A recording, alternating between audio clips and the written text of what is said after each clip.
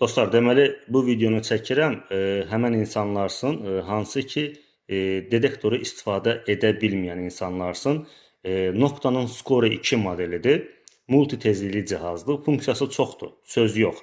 Amma bizə lazım olan hal-hazırda 15 frekansı 15 olan, yəni proqramda biz işləyəcəyik, kilogersi 15-də işləyəcəyik.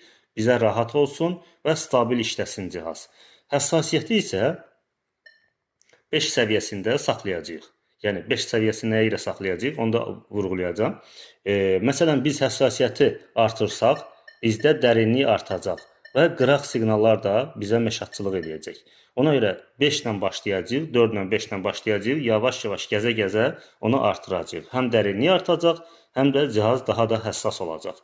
Deməli, cihazı yandırmışıq. Normalda bütün metalları biz açıq saxlayacağıq, bağlı heç nə eləməyəcəyik. Qara metallar bu düymə ilə bağlanır. Gördüyünüz kimi C hərfində 12-15 rəqəminə qədər bağlanır burada. Gördüyünüz kimi.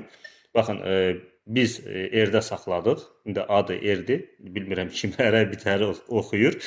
Deməli, hamısı qara olacaq burada, açılacaq. Bütün metalları görəcək. Qara metallara dırdır eləyəcək. Dostlar, dəyərli metallara isə fərqli səslər çıxacaq. Yəni 12 rəqəmindən o tərəfə olan rəqəmlərə isə dəyərli metalların səslərini çıxardacaq. Menüyə giririk. Biz burada nə edəcəyik? Sürətini birdə saxlayacağıq. Bizə dərinlik olsun və yavaş-yavaş işləyəcəyik. Sürət həddində saxlayan zaman bu düyməni bir dəfə tıklayacağıq. Baxın, DT açılacaq. DT-ni də artıracağıq 6-ya qədər.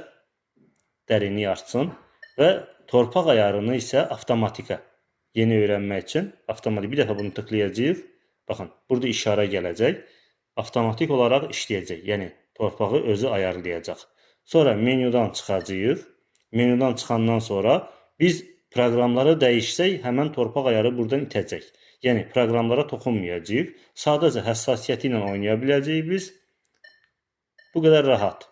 Bir də hava testinə, yəni cihazı yuxarı qaldırıb bu düyməni bir dəfə sıxıb saxlayacağıq, sonra buraxacağıq.